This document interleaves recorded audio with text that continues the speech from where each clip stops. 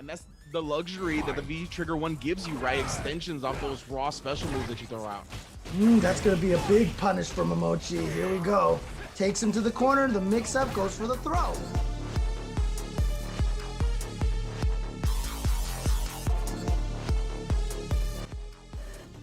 During the CPT Asia Online qualifier, Momochi had an impressive run with Seth, getting all the way to Grand Finals, where he ended up getting second place. There are many aspects of Momochi's game that are worth analyzing, but for now, I want to focus on his walk-back throw technique and how you guys can perform this technique to make your throw game stronger. I believe it will.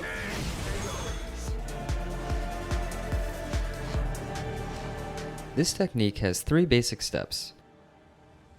Step 1 is to knock your opponent down in the corner. Step 2 is to begin walking back as far as you can while staying in throw range. And step 3 is to perform a grab at the last possible second as your opponent is getting up from the ground. Carry Momochi is 1 round away from trying to get... Now that we understand how this technique works, let's take one more look in slow motion, and then I will explain why this technique is effective.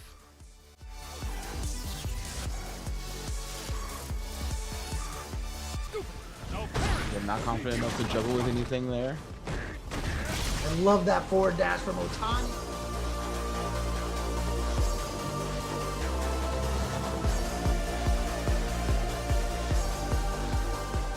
You may be thinking, how does walking back before doing the throw change anything? The answer has to do with spacing. If I were to knock down my opponent and stay full screen away from them, the chances that they would wake up with a throw or some throw invincible move is pretty much 0. However, if I knock my opponent down and stay directly on top of them, it is more likely that they will feel pressured and go for something like a throw or a dragon punch.